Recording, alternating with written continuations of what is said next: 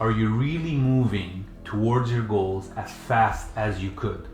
In this video, I'm going to reveal a 4-step strategy that will make sure that you have the highest chances of achieving your goals no matter what they are. Before we start, I just want to make it crystal clear that the vast majority of people fail in either one or all of these, effectively keeping them back from achieving their full potential. My name is Robert Indries, an owner of 8 businesses generating 7 figures yearly, and it took me 14 years of hard lessons and millions lost to learn that this is actually what it took me to go from farm boy to deca-millionaire by the age of 31. So let's start with number 1. Have you ever had that internal monologue of, I wish I just would have more time in the day, more hours in the day, or I wish I would just have more sales or more anything like that? Or when you just want a specific outcome and it's just taking longer and longer and longer for you to achieve it. I still remember the first few years in my career when I said from year 1, I said, I'm gonna make $1 million in this year. And guess what? I haven't. Next year, same goal. I'm gonna make $1 million next year. And it hasn't. Year after year after year, it just kept going longer and longer and longer. And then after 6 years, I started applying this 4-step strategy and I finally made my first $1 million by year 7. Step 1 of this strategy is to take full responsibility for every single part of your life. One of the best quotes I've ever heard that helped me remember this principle is, if it's meant to be, it's up to me.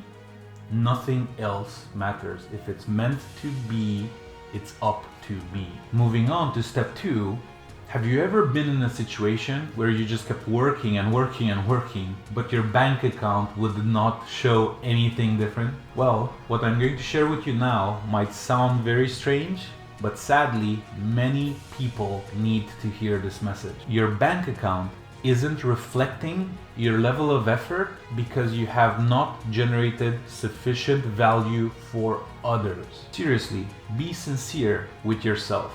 How much profit have you generated your employer or your clients as a result of your efforts? For example, one of my companies does SEO for its clients. On one meeting that I randomly joined with our SEO team, they were very excited to present me their numbers. They started talking about the extra number of keywords that our client was ranking for, the extra traffic they were getting every month. And then at one point after they finished, I asked them, okay, and how much money did the client generate as a result of our efforts? The team was struck back because they were surprised of my question. And after a few seconds, they came back to me and said, well, Robert, we are not responsible for generating sales. We are responsible for generating more traffic. And I will tell you now what I've told them then, that is the stupidest thing I've ever heard a marketing team say. My dear viewers, the main reason why companies hire either staff or outside vendors or contractors, consultants, is so that they eventually get to make more money. This is true whether you're an engineer working for a car company or whether you're an entire engineering firm delivering products for your clients. This is also true if you're an artist or a cleaning service. Your end clients or your employer might not directly make money, but every time they look at your piece of art, they're happy, or every time they look at their clean house, they know that they have that off their plate, and that has value in both of these cases. So step 1 is to take full responsibility for the outcomes you generate, and then step 2 is to make sure that those outcomes actually bring value to whomever it is you work with. Okay. So now it's time to move to step 3 and on to the literal thousands of hours that I have wasted in these years trying to get closer to my goals. Yes, I am opening up to you to say that I have literally wasted years of time in activities that made me feel busy but have gotten me nowhere closer towards actually achieving my goals. Now, this might sound odd coming from someone that was born poor and then passed $10 million by the time they were 31, but I know how much time I have personally wasted, and it just goes to show how much time all of us are wasting on our journey towards our goal. So how do we avoid wasting the most critical resource all of us have? By prioritizing. My dear viewers, step 3 is to prioritize every single thing we do in our lives. For example, if you're a parent, is watching movies more important than spending time with your children? Or if you're a busy professional, is it more important for you to spend even more time in front of a computer screen playing video games? Or because you're sitting all day long, maybe it would be more beneficial for you to go out, go for a walk, play a sport, or do anything else that keeps your life in balance. We all have the same 168 hours a week. So learn to prioritize all of the time you have. Now, exactly how to prioritize every single part of your life and your business or your career is a very extensive topic, and we do not have time to go into it today.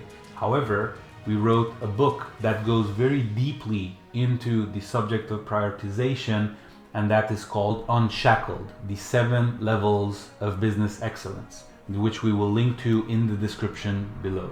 Moving to point number 4, my personal favorite.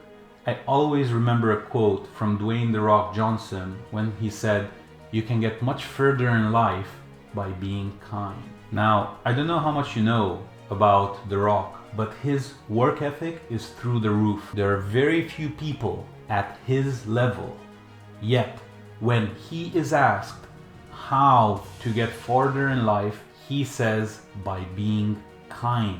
This is incredibly important. I also have hundreds of moments in life where being kind has literally paid me dividends, either exactly in that moment or maybe months later, and I'm sure you have too. In my case, I am sure that one of the reasons why it's so much easier for me to get what I want in life is because I have a very specific way of having sincere kindness guided towards everyone. This means that if someone is screwing up, I will 100% let them know without a doubt of their flaws or their errors. However, I will also be the same person to kindly and patiently help them learn and help them progress and help them become better versions of themselves. In other words, whether it's towards your team, like in the example I've given above, or towards your family, or towards a complete stranger, always make sure to practice kindness in every interaction that you have. And by the way, as an act of kindness, if you liked this video, please like and subscribe so more people can see this message. And finally, as a bonus, if you want to live a life that is truly remarkable, in most cases, you'll achieve that by working collaboratively with others. And the best way of succeeding within a team is to follow the principles we outline in our video on how to become the most valuable member of a team that you can be.